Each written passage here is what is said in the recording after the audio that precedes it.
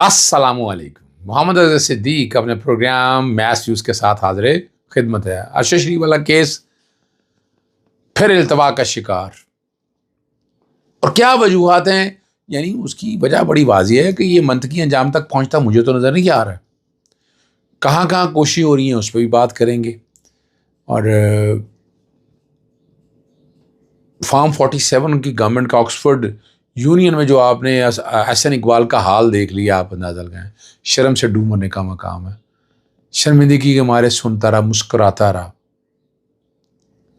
اور فیس نہیں کر سکتے. پتہ نہیں کرنے کیوں جاتے ہیں, کیا کرنے جاتے ہیں وہاں. پتہ ہے کہ بےزتی ہونی ہے پر نہیں. یہ دیکھیں نا جی. اور جس طرح جو کچھ حالات سامنے آئے ہیں, کس طرح سے اسٹیبلشمنٹ نے الیکشن میں ریگنگ تو اب عام سی بات ہے نا, کہ جس طرح سے ان ایشوز کو لے کر گیا ہے اب تو کچھ. اور میں بار بار ذکر کرتا رہتا ہوں یہ بات کا کہ نواز شریف اسٹیبلشمنٹ کے گھوڑوں پہ چڑھ کے آیا, اس میں تو کوئی شک ہی نہیں ہر دور کے اندر. اور عمران خان کا اگر کہا جاتا ہے 2018 میں 21 سال لگائے عمران خان کو اسٹیبلشمنٹ نے اقتدار میں لانے کے لیے. 21 سال. اور پھر کیسے 21 سال تھے کہ اگست 2018 میں الیکشن جیتے ہیں تو اپریل 2019 میں رابطہ ہو جاتا ہے خواجہ آصف کے ساتھ, اس گورنمنٹ کے ساتھ. یہ سارا ریکارڈ پہ آپ کے پاس ہے, کہنے کی ضرورت نہیں ہے. اور پھر نواز شریف نومبر 2019 میں اسی سال اس ملک سے باہر چلے جاتے 50 روپے کے بیان الفی کے اوپر, اسٹامپ پیپر کے اوپر نا. شوٹی اور یہ پاکستان تحریک انصاف کی گورنمنٹ کا قصور نہیں, انہوں نے تو 7 ارب کے قریب شوٹی اماؤنٹ کا کہا تھا, دیتے 7 ارب روپیہ, اور وہ ضبط ہونی تھی. لیکن کیا وہ 50 روپے کے. اور پھر کمال کی بات ہے یہ کیس لگا ہی نہیں. یہ کیس لگا آج بھی ذرا ریکارڈ میں نکالے نا کہ کہا تھا شوٹی دی تھی, وہ کیس کیوں نہیں لگا ہے. تو جو یہ کہتے ہیں نا, پھر جب اسٹیبلشمنٹ ساتھ ہوتی ہے تو پھر دیکھیں فارم 45 سے 47 کیسے بنتا ہے, کس طرح نامینیشن پیپر اور یہ ساری چیزیں ہم دیکھتے رہتے ہیں. اور 2/3 اکثریت لینے والی سیاسی جماعت جو پاکستان تحریک انصاف تھی, مگر صرف 17 سیٹیں جو ہیں وہ ملی, اور 17 سیٹوں کو کس طرح تبدیل کیا گیا. سیاسی عدم استحکام اسی لیے ہے نا جی. اور عمران خان کے اوپر 200 سے زائد مقدمے, اس کی سیاسی جماعت کو توڑنے کے حوالے سے جو کچھ ہوا ہے, اب ہر چیز ریکارڈ کا حصہ ہے. اور اب جتنا مرضی ہم کہہ دیں اس بات کو, جیل کے اندر کیا حالات ہو رہی ہیں. ایک بات تو بڑی واضح ہے نا, عمران خان صاحب سے رابطہ کیا گیا, رابطہ کو کوشش ہوتی رہی, لیکن اس نے کسی بھی ڈیل کا حصہ بننے سے انکار کر دیا. نہ ڈیل. اور بالکل واضح طور پر اب تو احتجاجاً جیل میں رہ رہے ہیں عمران خان صاحب نا. عمران خان صاحب اس لیے نہیں رہ رہے کہ اتنا سخت کیس کر کے دیکھ لیے, وہ فیس کیا, بریت ہو گئی, ضمانتیں ہو گئیں, سسپینشن ہو گئی. اب تو 190 ملین پاؤنڈ کیس کی جو ہے وہ اپیل کی سماعت ہونی ہے. وہ کب سماعت ہوتی ہے دیکھتے ہیں. تو شاہانہ کا جو ٹرائل ہے وہ جو بہت تیزی سے چل رہا تھا, اب اس کی پوزیشن کیا سامنے آ چکی ہے. IMF کی شرط پر سرکاری افسروں کے اثاثے ظاہر کرنے کے لیے نیا پورٹل, یعنی اس کا مطلب ہے آپ کے سسٹم کے اندر فلو تھا, اور ڈیجیٹل پورٹل ہے یہ. وزارت خزانہ اور کابینہ ڈویژن نے ایک مسودہ تیار کر لیا ہے جو عالمی مالیاتی ادارے IMF کو پیش کیا جائے گا. ٹھیک ہے نا جی. اور یہی کہا ہے کہ وہ سارے اثاثے جو ہیں بتانا ضروری ہوں گے. پہلے کیا کر لیا آپ نے, کوئی چکر ہی نہیں ہے. پاکستان تو سیف ہیون ہے ان سب لوگوں کے لیے. اور اس کے علاوہ IMF سے اور ہے, گردشی قرضہ, گیس کا ٹیرف, بجلی مذاکرات ہوئے, اور جو تجویز یہ تھی کہ بجلی پر سیل ٹیکس ختم کر دیا جائے, بہت بڑا ریلیف تھا, لیکن IMF نہیں مانا. غریب آدمی ٹیکس سے کتنے ٹیکسز دیتا ہے, فکس ٹیرف ہے, مختلف چلیں منتھلی فیول ایڈجسٹمنٹ یا کوارٹرلی ایڈجسٹمنٹ چلیں, وہ تو ایگزیکٹ ریٹ کے مطابق جو بھی ہے اس کے مطابق چارج ہونا ہے. لیکن GST, ایڈوانس ٹیکس, وہ سارا بوجھ اس کے اوپر پڑتا ہے, غریب صارف کے اوپر پڑتا ہے. اور یہ اقتصادی جائزہ مذاکرات ہے نا, یہ توانائی شعبے میں گردشی قرضے میں معاملہ مذاکرات کا حصہ ہے. IMF جو ہے صنعتی اور زرعی شعبے کے لیے ریلیف پیکج کو توسیع دینے سے انکار کر دیا ہے. یہ بات بڑی واضح ہے. وفاقی حکومت نے قرضوں کا شاید نیا ریکارڈ بنا لی ہے. جو اطلاعات آ رہی ہیں کہ حجم 72,000 ارب سے تجاوز کر گیا. صرف ایک سال میں شہباز حکومت نے 7,283 روپے قرض, اس میں میں نے پٹیشن دائر کی ہوئی ہے لاہور ہائی کورٹ میں منیر احمد کی طرف سے، تازہ ترین ڈیٹیلیں مانگی ہوئی ہیں، وہ ڈیٹیلیں تازہ ترین ابھی تک نہیں دی۔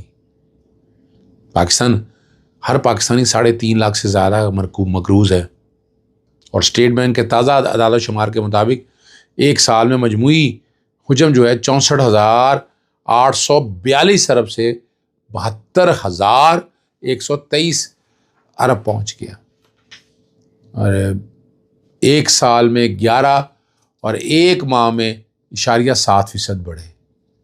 اقتصادی ماہرین کا کہنا ہے کہ پاکستان کو بیرونی اور مقامی قرضوں کے علاوہ سود کی ادائیگیاں 5,500 ارب سے زیادہ تجاوز کر گئیں۔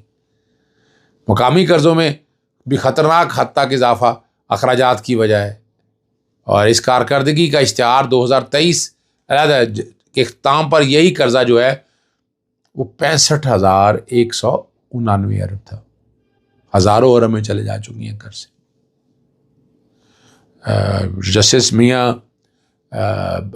جسٹس بابر ستار صاحب کے سیکٹری کی طرف سے وہ جو رشوت لینا اور باقی معاملات کے حوالے تھے، قائم مقام چیف جسٹس ان ایکشن، انہوں نے اپنی مرضی کے بندے انڈکٹ کر کے رجسٹرار اور ایڈیشنل رجسٹرار کو لا کے ایک کمیٹی تشکیل دے دی ہے، اور 3 دنوں میں رپورٹ مانگی ہے۔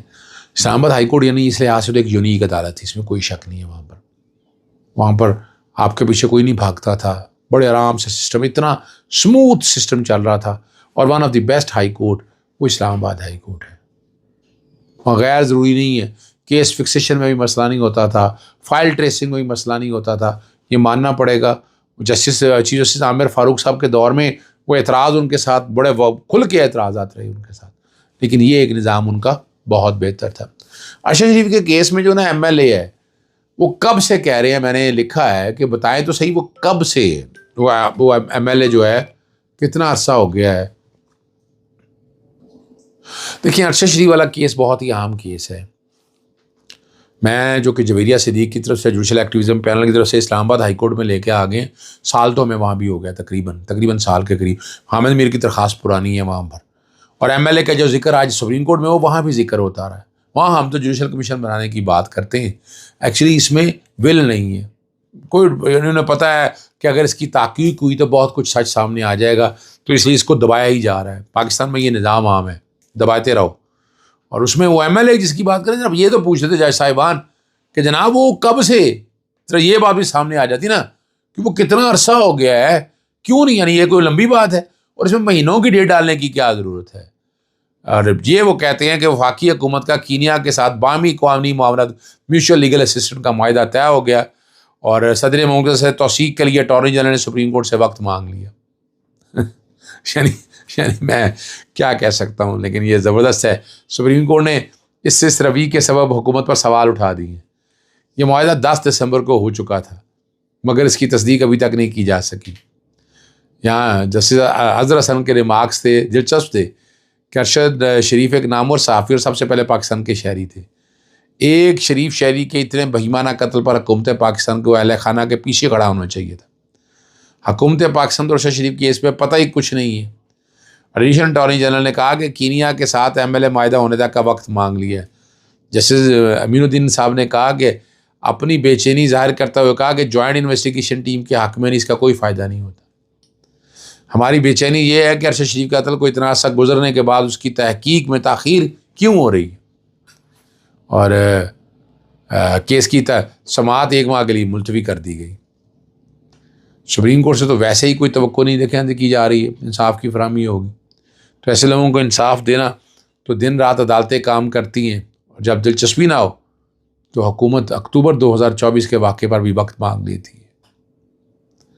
اب ارشد شریف کی والدہ نے فیکٹ فائنڈنگ کی رپورٹ کی کافی فراہم کرنے کی گزارش کی تھی، اور وہ مسترد کر دی۔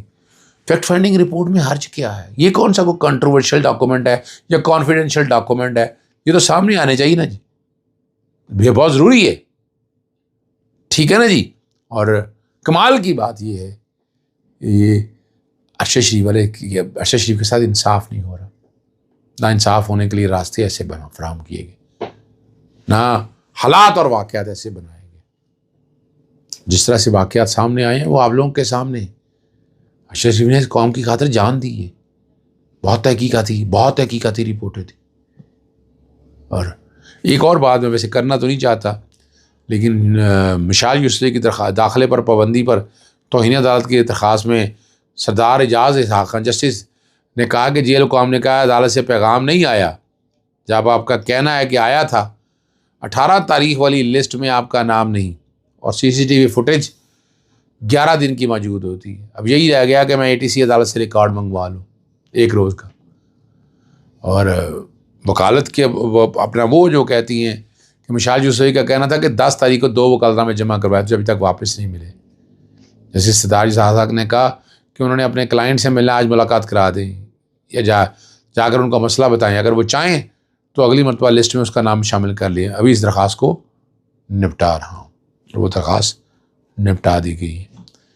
ڈاکٹر عافیہ صدیقی کی صحت یابی اور وطن واپس لانے کی درخواست پر نیا موڑ آ گیا، اس میں شریف اللہ کا ذکر بھی آ گیا. ٹھیک ہے جی. وفاقی حکومت نے عافیہ صدیقی کی رہائی کی درخواست فوری نپٹانے کی متفرق درخواست دائر کر دی. اور جیسے سردار اعجاز اسحاق خان نے ایڈیشنل اٹارنی جنرل سے مکالمہ کرتے ہوئے بولے کہ آپ کہتے ہیں امریکہ کے ساتھ قیدیوں کے تبادلے سے متعلق کوئی معاہدہ نہیں، آپ نے بغیر کسی ایگریمنٹ کے بندہ پکڑ کر امریکہ کے حوالے کر دیا. کیا شریف اللہ کو عدالت میں پیش نہیں کیا جانا چاہیے تھا؟ ایک بڑا اہم سوال اٹھا دیا.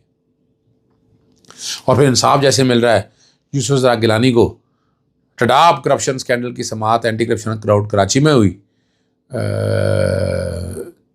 بڑی مزیدار بات ہے. یوسف زرا گیلانی سے سوال کیا آپ جیل میں جانا چاہیں گے، کراچی، ملتان یا اسلام آباد؟ جس پر یوسف زرا گیلانی کا کہنا تھا مجھے جیل سے کوئی ڈر نہیں، ہمارے لیے جیل نہیں بات نہیں، چاہے تو مجھے پھانسی دے دے. اور اس پہ جج مسکرا دیے. میں نے سوال کیا آپ کو گھر کی جیل کیوں پسند نہیں؟ میں نے کہا میرا بھائی گھر ملتان ہے، فیملی لاہور ہے اور سینٹ آفس اسلام آباد میں. اور اس پہ یہ ساری باتیں کر رہے ہیں کہ بعد نے کہا جی آپ الزام کوئی ثابت نہیں ہوا، آپ باعزت بری ہیں، آپ کے خلاف بیان دینے والے آپ کیس کے اب اس کیس میں ملزم بن گئے ہیں. آپ اب ذرا دھیان، یعنی یہ بڑی انٹرسٹنگ بات ہے. پر کوشش کرتی ہے آپ تک چیزیں ساری سامنے آتے رہیں. اجازت چاہتا ہوں. السلام علیکم. اللہ حافظ. پاکستان زندہ باد.